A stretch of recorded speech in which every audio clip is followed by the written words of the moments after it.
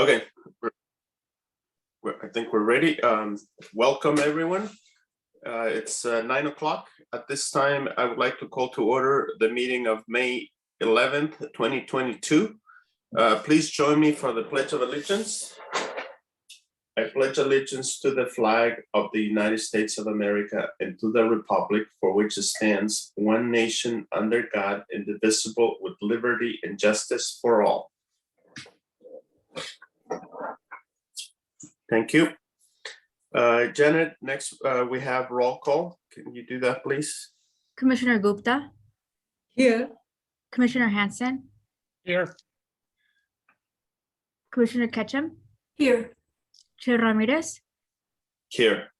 And staff is represented by Elsasa Fox Montes with Spanish translation from On Point Language Solutions.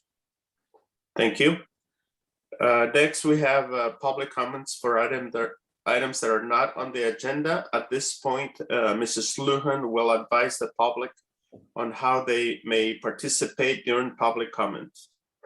Thank you, Chair. For those attending the meeting on the Zoom video conference, we will use the raised hand feature in order to organize any public comments. During the general public comment period, and for each item on the regular agenda, I will ask those members of the public who wish to comment to click the raised hand feature to raise your hand to speak on that agenda item. For those joining by phone, please press *9 to indicate your desire to speak. Please note that members of the public must wait for my prompt in connection with each agenda item before using the raised hand function. For example, you cannot raise your hand at the beginning of the meeting for an agenda item that is later in the meeting. When you hear your name called, I will prompt you to unmute your account and you may begin speaking. You will have 5 minutes. And now with our Spanish translation, please proceed, Victor. Through the chair, thank you so much, Janet. Muy buenos días a todos. Les queremos dejar saber hoy que esta reunión será interpretada en español. Para poder acceder al canal de audio, usted tendrá que hacer clic en el botón de interpretación, que será un icono de un globo o un mundo que aparecerá al fondo de su pantalla en esta barra de tareas de Zoom. Después de eso aparecerá un menú y entonces usted podrá seleccionar su idioma. Recuerden que para alzar la mano durante lo que es comentarios públicos, usted tendrá que usar la función de raise hand o alzar la mano, que aparece también al fondo de su pantalla en la barra de tareas de Zoom. Y si se une por teléfono, pulse la estrella 9 para poder alzar la mano o raise hand. Muchas gracias. Thank you very much. Thank you. So let's see. So next we have the consent agenda. We have 3 items on the consent agenda. Actually, we had 3 items. Item number 1 we will be postponing for the next meeting. So we have 2 items that we need to vote on. Is there anyone that want to pull any of the items out of the consent agenda? If not, is there a motion? I would like to move. Okay, we have a motion and I believe we have a second. So Janet, can you do a roll call? Commissioner Gupta. Aye. Commissioner Hanson. Aye. Commissioner Ketchum. Aye. Chair Ramirez. Aye. Thank you. Motion passes. All right, the motion carries unanimously. Okay, so we can move on to item number 4. Janet, can you read it into the record, please?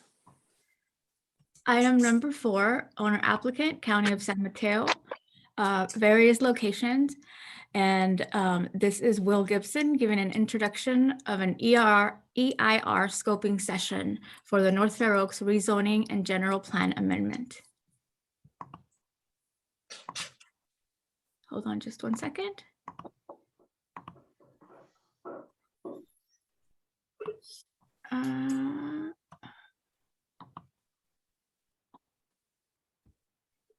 Will, can you hear us? Yes, I can you see me and hear me? Yeah, I saw your hand. Okay, Go. good, thank you. You know, I believe that the consultants who will be helping to give this presentation either are not on the Zoom or have not been promoted to panelists. Could you check that? Sure. Is it Rincon Consultants? Yes, that's Rincon and WRT. Through the chair, this is Victor Hernandez. If I just take a brief moment to remind that Francisco needs to be assigned as an interpreter, please. Thank you. Yes.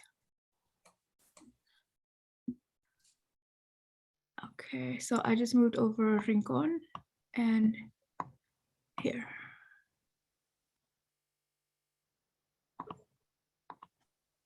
So I believe we should have 2 staff from Rincon and 1 from Wallace, Roberts, and Todd. Okay, is Matt? That's correct, yes. Okay. Thank you.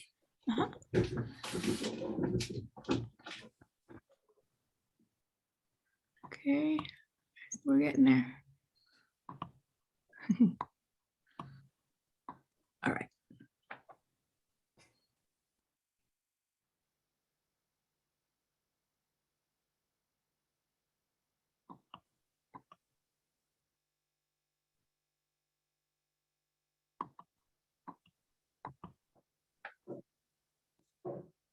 Okay, I think we're good now. Yes, now Matt is there as well. Thank you, Janet. Sorry for the logistical difficulties, everyone. We will now proceed. I'm going to just share my screen. Vamos a seguir adelante. And welcome Eileen, Darcy, and Matt. Thank you for being here. So you should be seeing my screen now. Let me know if you're not. Good morning, commissioners. Again, apologies for the little complication there. Good morning, commissioners. Good morning, staff. The item before you is what we're calling North Fair Oaks Rezoning and General Plan Amendment Project. And the purpose of this meeting is both to introduce the project and give a brief overview of it to the planning commissioners, and also to hold a formal environmental review scoping meeting for the project. I'm going to go through a brief introduction and then we'll have some project description and I will turn it over at that point to our consultant team who's here, and I will introduce them in just a moment. Then we'll have an introduction to the California Environmental Quality Act, talk about what scoping is, the schedule of the project, the schedule of the environmental review, how to submit comments, and then we will have some time for questions and comments from the commissioners and the public. So again, I'll be going through just the introduction and a little brief overview of the project. Then I'm going to turn it over to Matt Tacker from Wallace, Roberts, and Todd, who are the lead consultants that the county has selected for this project.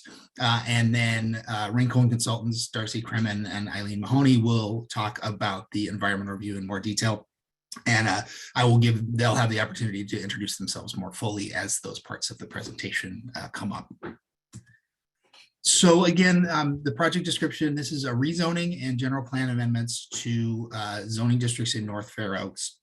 And it has 2 parts. One is amendments to the adopted mixed use zoning districts in North Fair Oaks, the CMU1, CMU2, CMU3, NMU, and NMU ECR. And as your commission will recall, on your recommendation, the Board of Supervisors over the last several years adopted a number of new higher density mixed use zoning districts, which are shown here. And the ones we were talking about are highlighted, the CMU districts and the NMU districts along El Camino Real and along Middlefield Road. And as we have implemented those, once they've been adopted and development has begun to come in, we've begun to realize that there are some inconsistencies in the regulations. There are some conflicts with new state laws that have been adopted. There are some areas where there's a lack of clarity, or the standards are not resulting in the kind of development or the processing and streamlining efficiencies that we would like to see. So we think it's a good opportunity to just go back to those zoning districts, do a significant amount of cleanup, improve the comprehensibility and the implementation of the regulations, and also capture all the inconsistencies with the new state laws that have come along. And ideally, we will streamline the review, streamline the approval process of those zoning districts. We're not contemplating significant changes to the uses or the intensities of development in those areas. This is more just to make them work significantly better. The second part of the project is the potential expansion of the mixed-use zoning districts along El Camino Real and along Middlefield. And those are the areas shown in yellow here.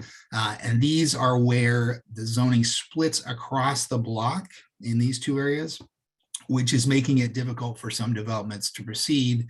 And also, these are already districts in which residential, higher density residential is allowed, but the standards for the mixed use zoning districts and the residential zoning districts are distinctly different, which makes it a little complicated both to permit development and to understand the implications of how development can proceed in these areas. And we've captured a couple of other smaller areas, which are contiguous parcels under common ownership, where there has been development interest to create projects that are consistent with the zoning districts here. So that is the second part. It's a fairly moderate expansion of the new high density mixed use zoning districts along El Camino Real and Middlefield. So those are the two basic components of the project. We've determined already that this will require an environmental impact report, which is why this is both an introduction of the project and a scoping session for the EIR that will be required to adopt these changes. The objectives of the project. So again, we want to improve the implementation, the usability of the existing regulations, make them consistent with state law, make the processing more streamlined and more efficient. Facilitate housing production consistent with the county's needs and with the state mandates that we are operating under. Preserve and enhance community livability and character. Preserve local businesses, services, and amenities and improve them. Manage access and parking, particularly parking in this area is a key issue. And celebrate North Fair Oaks local culture and identity. And then, of course, to ensure that all the potential environmental issues are addressed. With that, I'm going to turn it over to Matt Tacker from WRT. And Matt, if you could just introduce yourself and you can take the presentation from here. Sure, glad to. Matt Tacker, Wallace Robertson Todd. I'm an urban designer, architect, and urban planner that's been working on matters around urban revitalization for my career of 30 years. I'm very pleased to be here. And I'm supported by a consulting team that's comprised of experts in various disciplines related to the EIR, but also we have outreach and engagement specialists who aren't attending here today, but have been beginning to make contact with community members, business owners, and community-based organizations. What you see in front of you is the existing land use map, kind of to give you a sense of what's on the ground today. And one of the interesting, and what you can see there is that if you take Middlefield, for instance, to the southeast, you see a concentration of neighborhood commercial, small single-story businesses in that area. If you take Middlefield to the northwest, you see the two shades of purple. Those are light industrial and auto-related businesses. The auto-related businesses are things like tire dealers and auto repair and paint, businesses. And so, not surprisingly, that's along a railroad spur, which then connects. Actually, it's not just a spur; it connects all the way to the Dunbarton Bridge. An interesting feature in terms of planning possibilities there for transit. And then along El Camino, you see really a wide variety of uses. Most all of it, except for a few new projects, are single story. And so if you take the industrial, the auto related, the open storage, it comprises nearly 50% of the project area. So this is a community in need of affordable housing, and there's opportunity here. Next. And so the existing zoning, of course, are the rules to date, and you can see a distinction between these areas that I've just described. Southeast Middlefield comes under one designation, the industrial and auto related uses another, and then El Camino a third. And we'll be digging into what the existing requirements are. I haven't gotten to that point yet, but we're about to engage a technical advisory committee that's comprised of county staff, Caltrans, a representative, the supervisor for this district, and community council members, in digging into those provisions at our next meeting next. And so if you encourage you to track this project, we have a website that's launched, it's up. It's going to be populated with analysis where there's not sufficient time for us to go through that analysis today, but it'll be populated with that analysis shortly. And it's easy to remember, rezoningnorthfairoaks.org. Next. Now pass this on to Eileen from Rincon. Thank you, Matt, and good morning, everyone. My name is Eileen Mahoney with Rincon Consultants. We are the environmental consultant for this project, and we'll be preparing the EIR. I'm also joined by Darcy Crement, who's here to respond to questions if needed. So the California Environmental Quality Act, or CEQA, was adopted in 1970, and the purpose of CEQA is to provide public disclosure and an input process for proposed projects and to minimize, reduce, or avoid environmental impacts. CEQA requires the adoption of a mitigation monitoring program for the implementation and enforcement of identified mitigation measures. For this project, we will be conducting a program level rather than project level analysis. Next slide. I'm sorry, could you go a little slower? Thank you. I was just going to say we're having simultaneous interpretation. We're having a tough time keeping up. We're wondering if you're able to help us with that. Yes, absolutely. Thank you. Also, one more thing. Would you incorporate Francisco, please, as the second interpreter, Janet? Okay. Thank you. Please proceed. So CEQA requires the county to convene a scoping meeting for the proposed project. The purpose of scoping is to identify environmental issues related to a project before preparing an environmental impact report, or EIR. Scoping can be used to identify feasible alternatives or mitigation measures to avoid potentially significant environmental effects. This slide provides an overview of the Sql review process for an environmental impact report. The first step is the circulation of a notice of preparation, during which time the lead agency, in this case the county, solicits the input on the content of the draft EIR. The notice of preparation for this project was published at the end of April. We're currently on this initial step, and the purpose of this meeting is to collect comments on the EIR content. Next, a draft EIR will be prepared and then published. During the 45-day draft EIR review period, comments on the adequacy of the draft EIR are solicited. Following completion of the draft EIR circulation period, a final EIR is prepared, including responses to comments on the draft EIR, errata noting any changes to the draft, and a mitigation monitoring program. The final EIR is then published, at which time responsible agencies will consider the final EIR. Finally, the lead agency makes a decision on the project. We are here today to receive scoping comments. Scoping invites the public input on the environmental analysis that will be conducted. Scoping comments can suggest topic areas to address, identify issues of concern, suggest potential alternatives to the project, and/or propose mitigation measures. We will not be recording scoping comments verbatim today. Instead, comments will be summarized. If you would like to provide detailed comments, we encourage you to do so in writing. CEQA requires an analysis of 20 separate issue areas, which are listed on this slide.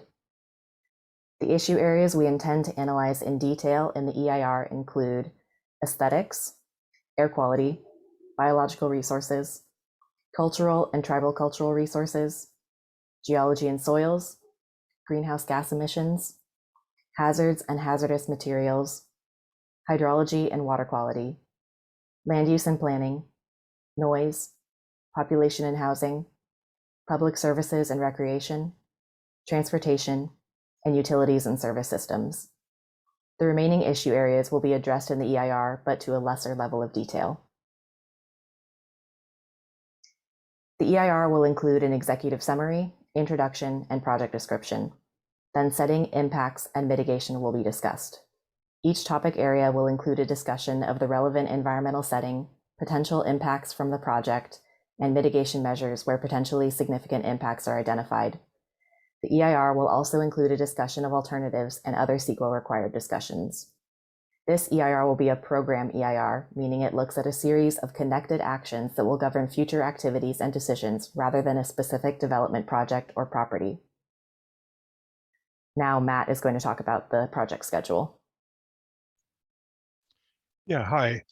As you can see with the red dot or the red arrow that we're completing our first phase of the project, which has been background and analysis.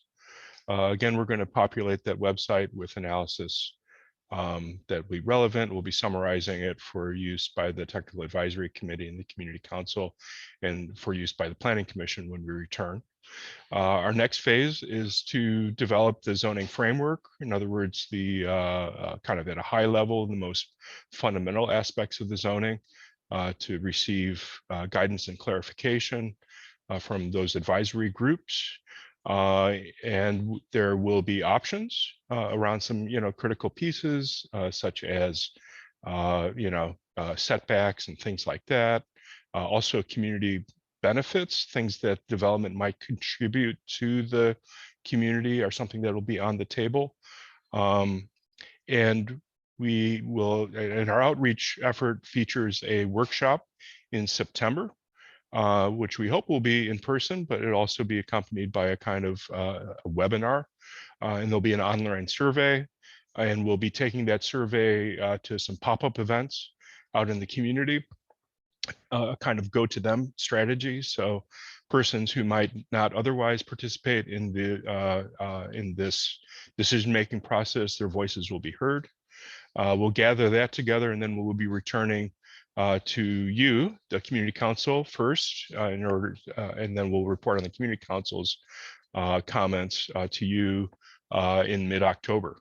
Then we'll be rolling up our sleeves and developing the zoning in its entirety, really putting all the flesh and detail into it, and would be returning to you to begin that review process early next year. We'll be going through a series of meetings with the Community Council and hearings with the Planning Commission, we hope in February of 2023. Thank you. Eileen. The deadline to submit scoping comments is May 25th, 2022, which is 2 weeks from today.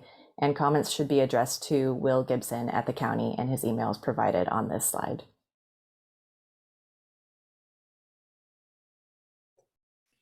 And with that concludes the presentation. I believe we can open it. We'll turn it back, and let me just unshare my screen if I can. Or Janet, you can unshare. There we go. I got it. Okay. We should all be back. And thank you thank you, Matt. Thank you, Eileen and Darcy. And we would open it up to any questions the commissioners may have. Sure. Thank you, guys. Thank you for the presentation. At this time, any questions from commissioners? Commissioner Hanson. Good morning. Thank you very much. I do have some questions. So when I was looking at the current zoning map and the future zoning map, I noticed along the parallel street to El Camino, I can't think of the name, there's a couple lots that are a zone parking. And it stays parking. What is that function of that lot? I mean, is it only for the business? Is it for, I just can't figure out the function and why we have such an exclusive zoning. So those are, so yes, we do have still some few zoned areas that are P, the parking district, which serves as basically ground level parking primarily. I'm not sure whether those particular parcels are to serve a specific business, and maybe Lisa Awazasa can speak a little more to this, or whether they're to serve a little more generally, but those are intended to be incorporated in the new zoning and to go away. Most likely, if we proceed with that. So they would no longer be parking parcels. Okay, my first interpretation, looking at the going forward map, it looked like they were excluded. So No, we do intend that. That probably was just not very clear, but we do intend to capture those as well. And if it Yes, and just to elaborate, yeah, back in the day, the zoning, commercial areas were zoned C1 or C2, and often adjacent parcels were zoned parking, and it was intended that the parking would be for the adjacent commercial uses. So you'll see, we don't see much of that left anymore, but there are some areas where it was C1 or C2 along the highway or the main thoroughfare, and then the parcels behind were parking with a P zoning designation. On 6th Avenue, there's kind of a gating function right between the transition of the commercial area going to the residential area that narrows down with some fencing in the middle of the road. And with the transition of rezoning, is that gating function to continue? Is we planning to do something different? What is the function of the gating function going forward? I don't think, I'm not quite sure about that particular use, but I don't think we intended to change. It's 6th, then what exactly? If you're going from Middlefield, going up 6, I guess, toward the bay. Toward the bay, okay. No, we hadn't intended to change anything specifically there. Although, yeah. Okay. Right. I mean, just to interrupt, as part of the EIR, we have a transportation consultant. I mean, it's possible that I believe the gating you're talking about is a barrier in terms of traffic, kind of directs traffic in a certain way. Is that right? Yes. It slows down traffic. Yeah. So those kinds of things might be looked at in the course of doing the EIR. They'd be for mitigation purposes. I don't expect it to go away, but just want to let you know that we do have a transportation consultant on board who'll be looking at circulation issues and possible mitigations. Yeah. Likely there'd be more of them, not less of them. One of the things that really surprised me this week when I went through the neighborhood was how vibrant, lively that neighborhood was, considering that, when I walked through downtown San Mateo, there was a lot of closed stores, and some blocks are doing better than others. But considering this neighborhood, it was lively. It was fun to be there, and I found that really enjoyable. This area has the potential of being really something. And immediately impacted me, I noticed, was when you get to this area, it is visually different because no matter which direction you come from, and I guess the best way to call it is undertreed.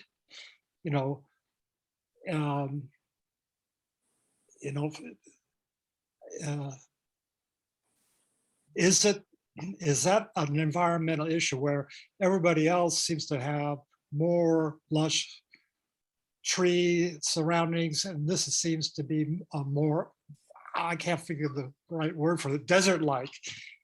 And maybe we should, part of the environmental thing to repair things. Usually we look at the loss of resources. I think this is an area we look to establish a more equilibrium of areas, and maybe we're undertreed, for a better word for it. I think I'll throw it in a moment to maybe to Darcy or Eileen to speak to whether that's part of the kind of environmental analysis, but I think we're very conscious that if you look toward Atherton or Menlo Park, or even the parts of North Oaks that are in that direction, they have heavy tree canopy compared to almost no tree canopy in these parts of North Oaks. We did, in the zoning that's already been adopted, there are some requirements for provision of street trees. And we could certainly examine making those more robust, although obviously this is only a particular limited portion of the community, and the whole community, does have this need for trees. But I would also throw it to Rincon, and you could discuss whether that is something that's contemplated in the EIR.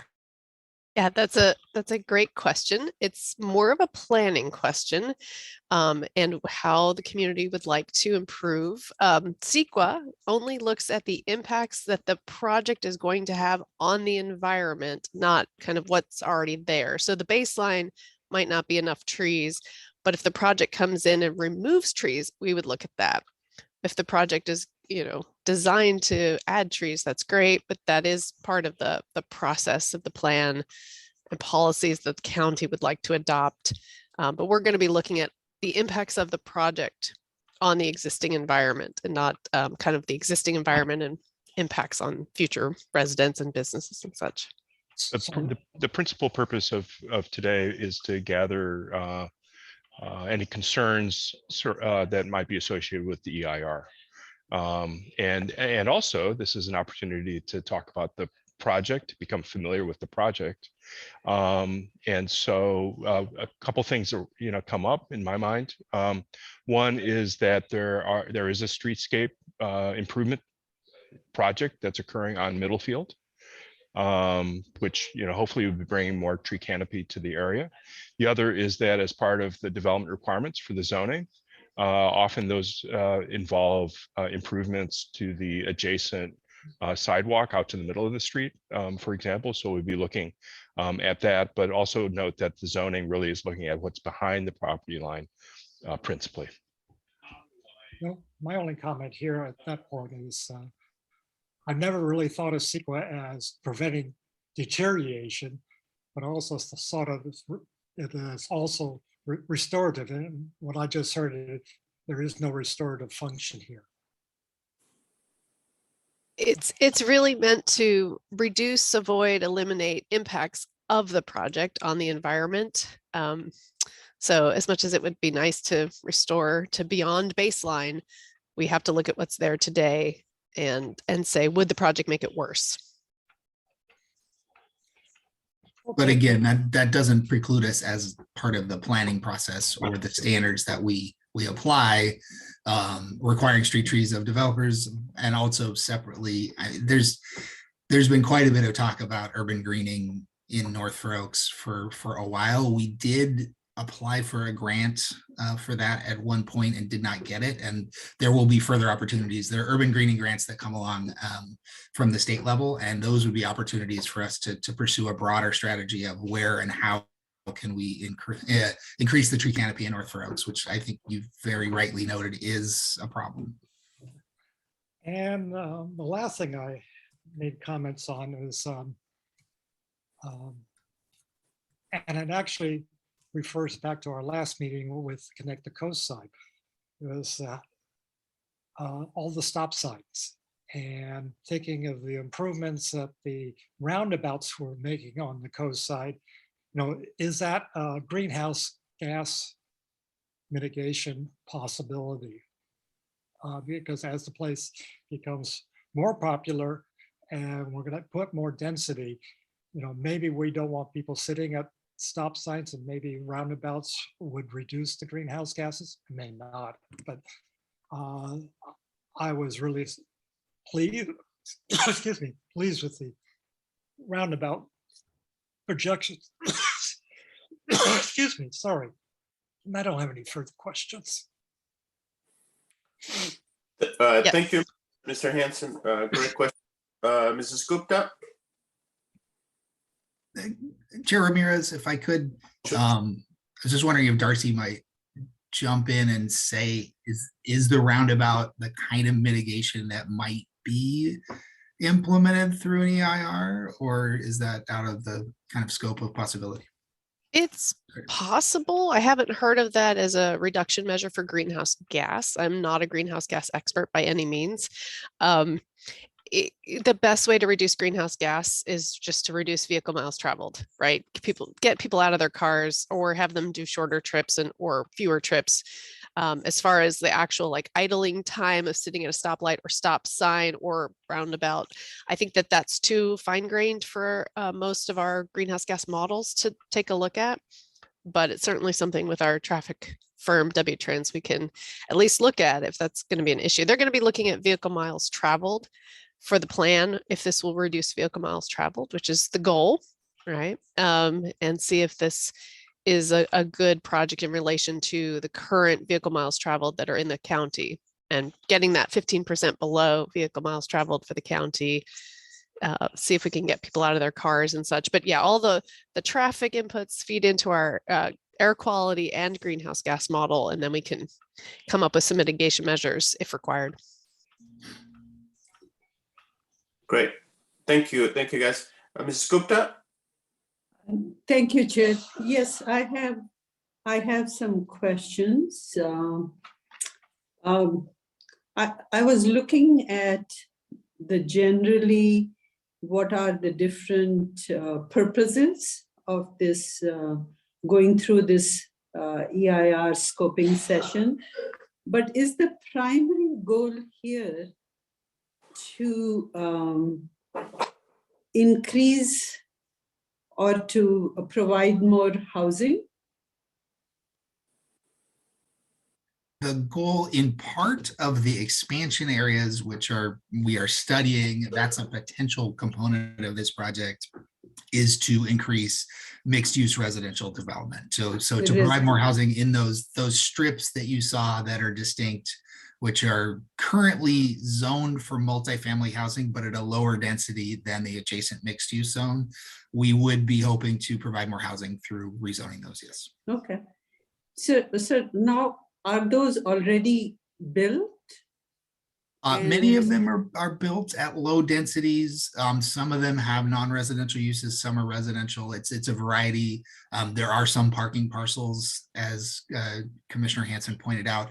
It's kind of a mix of land uses there. So it would be changing the height and the density of what would be allowed on already developed parcels, just as we did along El Camino Real and Middlefield Road with the original rezoning. Okay. Right. So the rezoning can be done even though right now they have a different zoning. That is correct. Yes. Yes. Until somebody comes around and builds those higher density, taller buildings, the new zoning doesn't do anything. Is that correct? That is correct. It allows the possibility, but does not create the new development. Okay, all right. And what is going to be the time frame to finish doing the rezoning? I see your timeline of whatever 2.5 years or 1.5 years. End of 2023, is that what the schedule said? That is the schedule. We would hope to be back for the Planning Commission's recommendation and the board's approval in the middle of next year, and that would adopt the final zoning. Okay, and it applies. So it would adopt by that time. Is that correct? Correct. And once the board adopts, in general, it's 30 days from adoption before the zoning actually takes effect. I see. Okay. And just for my benefit, could you explain this zoning of R1/S73 versus R3/S5? So the R3S5 is multifamily residential. So those already allow higher density residential, not as high as the adjacent El Camino Real zoning, but it allows taller buildings and larger multifamily projects. The R1 S73 is single family residential zoning, but the most of the R173 that you see kind of toward the northern and eastern end in the yellow is a parking lot. And then and adjacent to that is several parcels. So it's zoned for residential, but it's actually not being used as residential. It's being used for parking. There are a couple of parcels adjacent to that where the owner has expressed a desire to redevelop those with a higher density that would be consistent with what's on Middlefield right next to it. And that's the same for the one southern R173 parcel. So we included those because there has been an expressed interest in changing those uses to be consistent with what they are right next to on Middlefield. Right. And I should note, I'd like to also note that state law now allows multifamily projects in single family zones and allows a lot to be split or a duplex to be built, and allows an ADU, an accessory dwelling unit, to be associated with each of those, effectively allowing 4 units on parcels that up to recently were zoned for only 1. You're talking about those SB9? Yes, exactly. Right. Yeah. Okay. Okay. And these will be strictly residential, right? They would be allowed to be residential with commercial uses on the ground floor, or in some cases residential entirely. Okay. And along El Camino, there's the possibility also of office. There's a precedent. There's a few small office buildings on El Camino Real.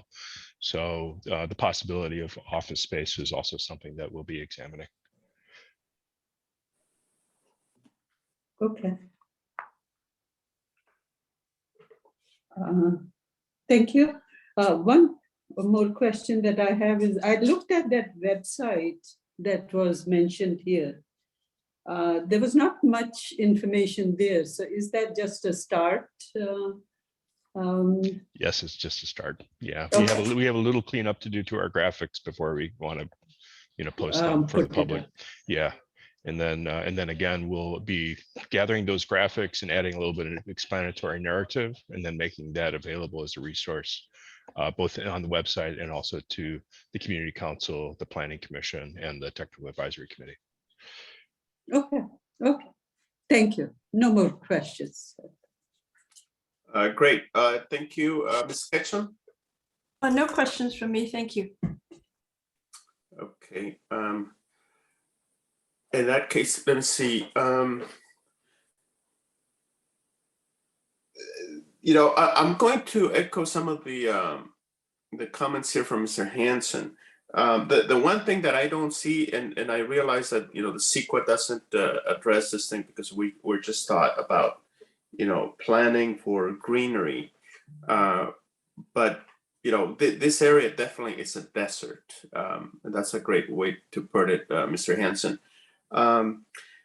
But shouldn't we be planning to create some kind of a, the county should be acquiring some land to put some greenery somewhere, like a small parklet. And I can see, for example, that we have a great opportunity here in the area that is called for, the gray area is parking that is between Second, Flood, Crocker Street. Because if we're going to be putting in more people, since we are, the scope here is to try to create more density and create more housing.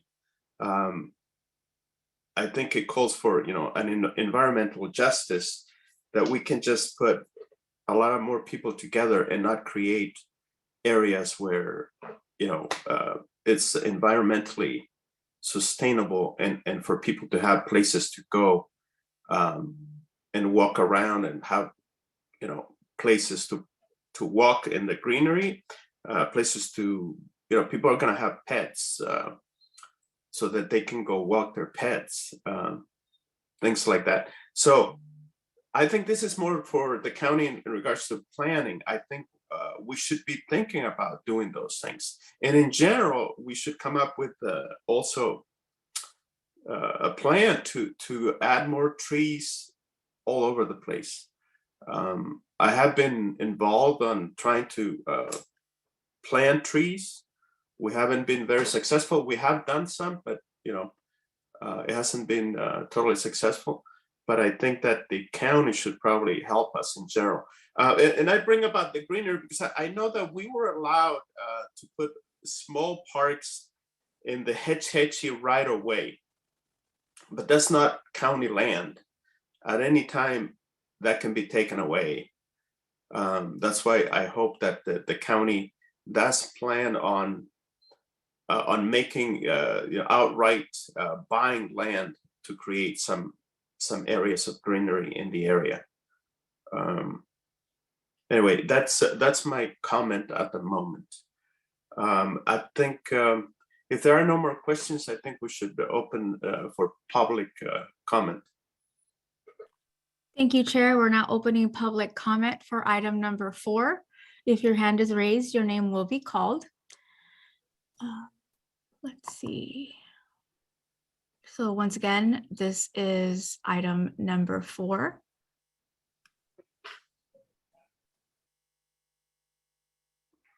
And I do not see any hands raised, Chair. Oh, I do see one hand raised, Chair, from Carlisle Ann Young.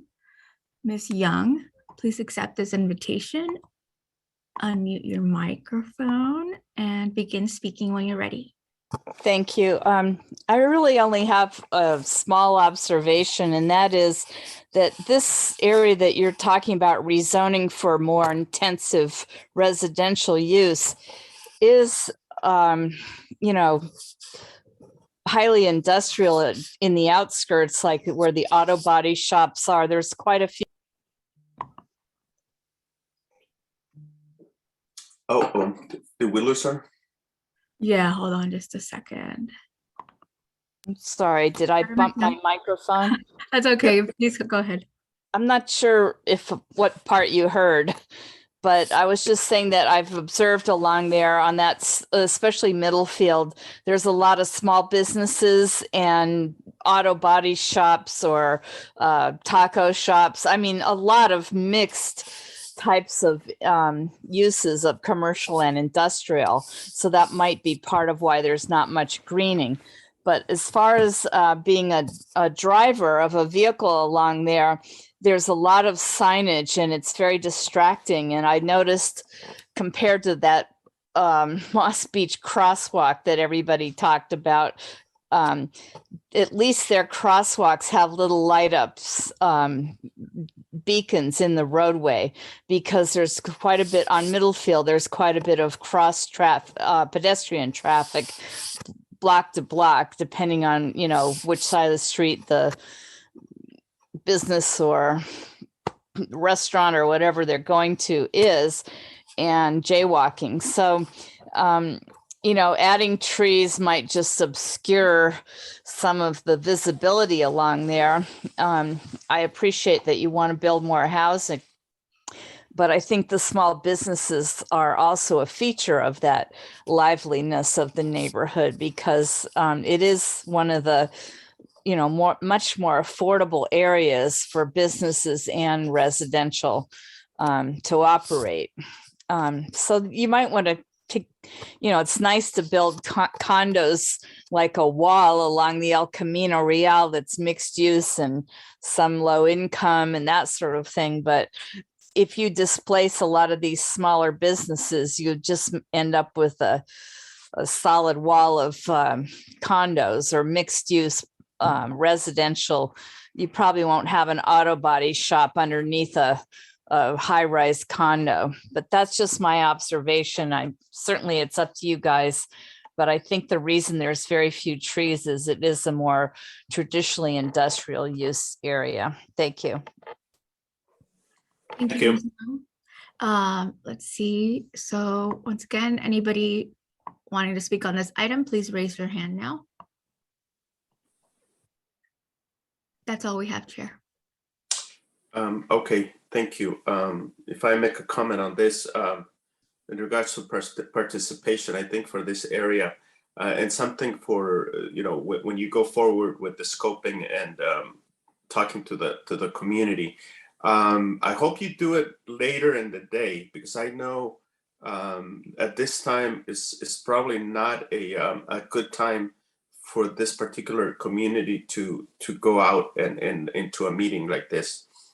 I think if you want to be more successful attracting people. With that said, do I get a motion to close public participation? So move. Okay, we have a second. First, is there a second? And second. All right, Janet, roll call, please. Commissioner Gupta, Aye. Commissioner Hanson, Aye. Commissioner Ketchum, Aye. Chair Ramirez. Aye. Thank you. Motion passes. Motion passes. Public comments are now closed for this item. Any additional comments from commissioners? Commissioner Hanson. I don't have any additional comments. Usually EIRs, we're looking for resources, natural resources disappearing. Here, they've already disappeared, and we have a different challenge. And I've been watching this for 12 years now, being informed. It's I'm just looking forward to seeing this move along, and I want to make sure the vitality, the liveliness of the area continues. It's very unique, and also, like you mentioned, we're underparked, and we got to keep that in our heads that we don't have enough parking, which is part of the restorative process for humans. So thank you. All right, Ms. Ketchum. Thank you.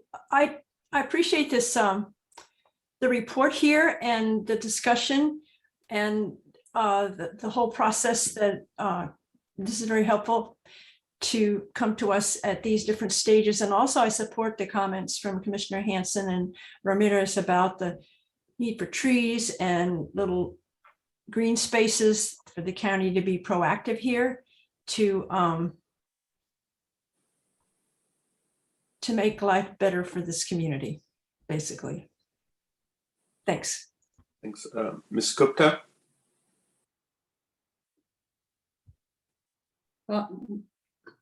I agree that it's a very vibrant community there, and we truly do not want to change the character of the community there. I'm sure the people love it the way it is. Of course, housing is a big thing, and we need to have more housing. But I think park is a brilliant idea.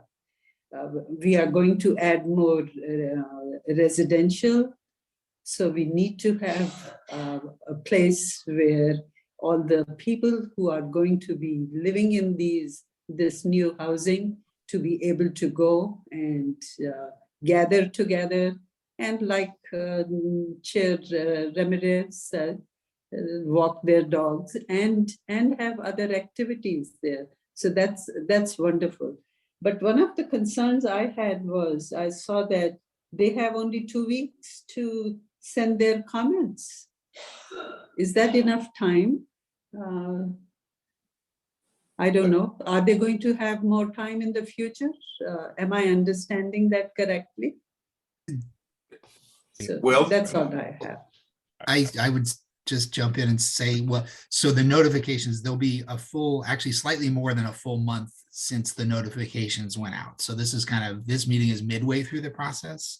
But also Matt and Darcy might jump in and just describe that as we go forward. This is just the initial scoping session to say, is there anything we haven't identified we should be looking at in terms of environmental issues what is the full scope of this, but there will be many opportunities to participate both in the environmental process, but also the process of the plan itself. Yeah, when the public review draft is issued, there'll also be around that same time a draft environmental impact report that will have a complete analysis, including a study of possible alternatives. And there, as a matter of state law, there's at least, I think, 90 days. Darcy, correct me if I'm wrong, but there's 90 days of public comment that can occur then to make sure that the analysis is sufficient. That 90-day period can be extended. So what we're looking at within the next 2 weeks is before we start the analysis, since the analysis effort can be,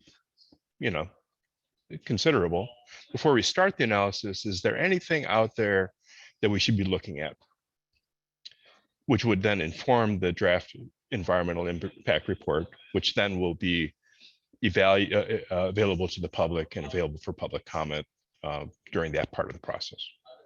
Yes, I'll just make a correction. We typically do 45 days 45 is the days. state mandate for Okay. a draft EIR. They tend to be pretty comprehensive, so it is quite a big read, but there will be lots of bites of the apple of not only reading the draft environmental impact report, draft plan. I know there'll be other opportunities for public participation. This is literally just the very first time we are talking about the project. It's great. Okay. Good to know that. Thank you. Thank you for clarification. That's all I have. All right. I guess, again, my only comment would be, to make sure that that you canvas the area for, for people to participate fully in the area so that everyone understands. Did this already go to the North Fair Oaks Council? On 3 occasions. Have you? Yes, Sorry. on 3 occasions, we have been before them for this project, yes. Okay. And members of the council and the youth members of the council are on our technical advisory committee as well. Which has had 1 meeting. So yes, they've been briefed on multiple occasions. Got it. All right. Well, that's great. Well, this is just the beginning, and actually, I will say thank you for being the lead on this. You've been there for a long time. You know this place well. We've been there together on this on this project along. And if I may say, I remember when we went through getting it done the first time back in 2011, we weren't going through this when it came up that we were actually missing this part. But I knew that we said because it wasn't part of it, we couldn't just include it, and it had to be a new process for it. So here we are finally addressing that that was left out in the first part of it.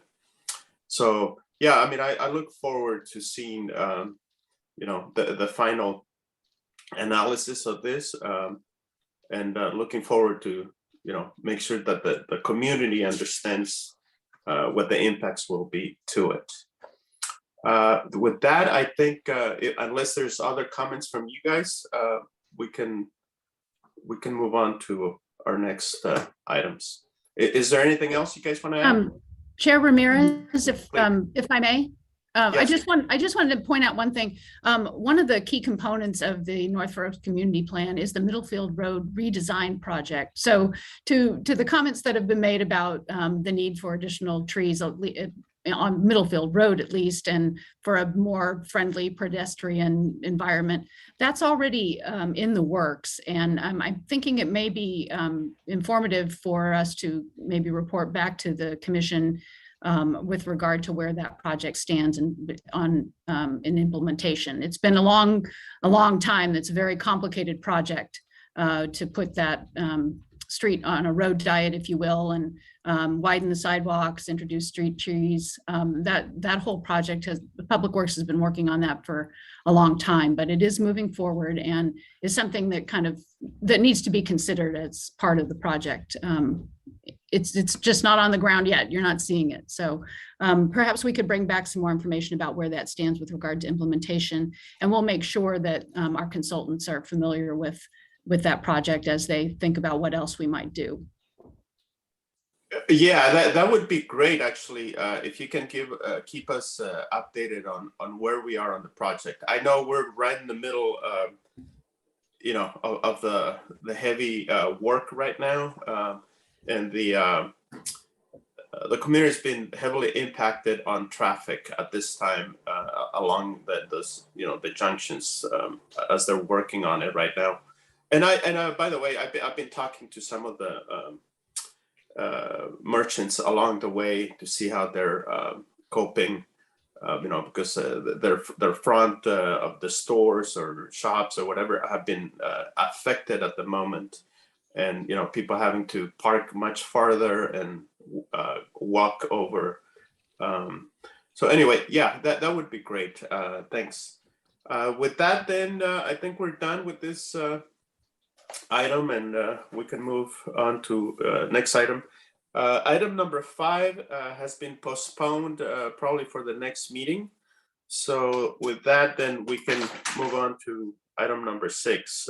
We got correspondence and other matters. All right, thank you. So I wanted to bring to the Commission's attention an email that came into our Planning Commission email box. It was with regard to a presentation that DPW gave regarding the Half Moon Bay Airport at a recent Midcoast Community Council meeting.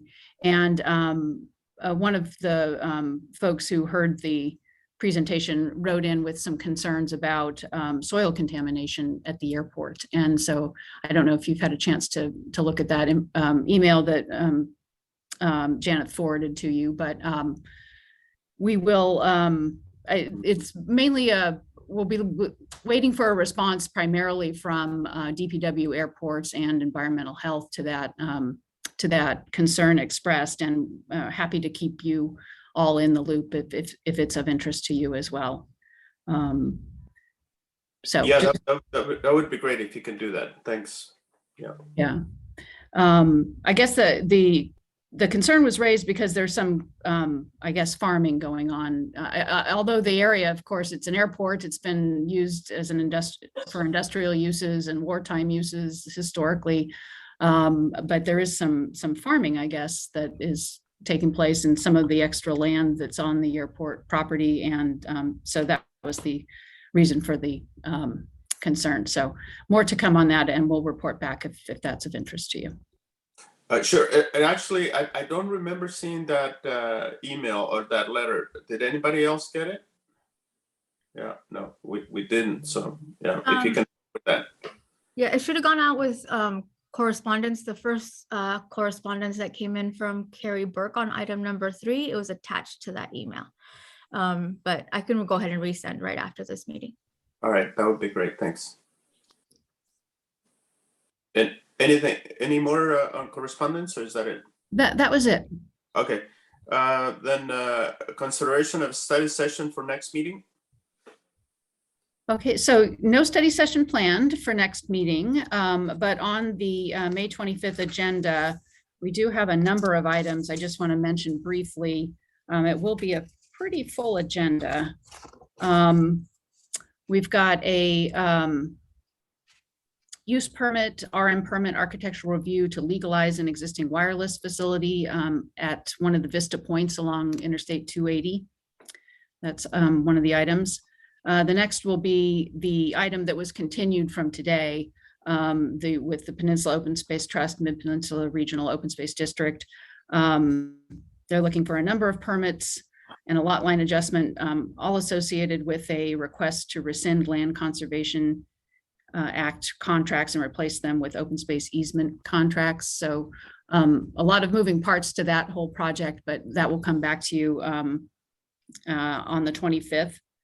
And then we have a grading permit for a research and development building that's proposed in North Fair Oaks. So that will be before you. And then the next item will be a consideration of a coastal development permit to install a wireless traffic operation system at various locations in the unincorporated mid-coast area of the county. So that's what's on tap for the 25th. All right, so a full agenda. Yeah, you'll be busy. Great. All right. Then how about director's report? Yeah, so just wanted to point out that on the 17th of May, at the Board of Supervisors, will be providing an update on the housing element, similar to what he provided for the Planning Commission a few meetings back. So that's the only thing coming up before the board that would be of interest to the Planning Commission. And then Janeth has noted that the Institute of Local Government is hosting an upcoming Planning Commissioner regional training. So it's focused on San Mateo and Santa Clara counties. It's a one-day event. It looks like it's not till October 7th, so there's plenty of time, but if you're interested, we'll provide more information about that training. Sure, thank you. So I think that is it. That will do it. Okay, well, thanks. Next, we have commissioners' updates and or questions. Anybody? Commissioner Hanson? No. Ms. Ketchum?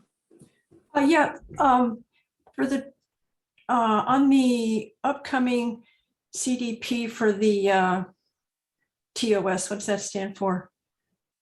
Variable message time, whatever it is you just spoke about. In the mid-coast, could you provide? I wasn't even aware this was going to come to the commission.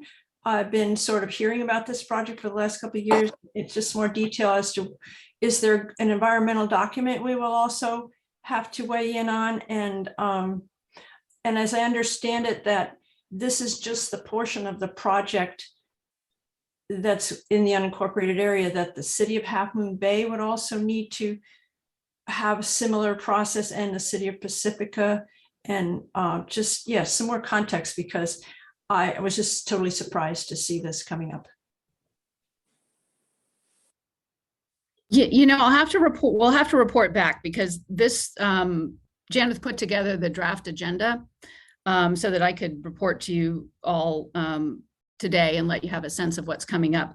But this showed up on the agenda at the last minute, and so I myself do not know a lot about. I know it's been a project that's been in the works for a long time, and the county is just one player in the whole regulatory scheme here. I don't know a lot about it, though, to be able to answer your questions. I normally, we would be a responsible agency with regard to CEQA, and there would be some action on the county's part with regard to CEQA, with Caltrans, I would assume, being the lead. But yeah, I have to get some more information back to you on that. So you would send that by email? I think we can go ahead and send a more complete description to you via email.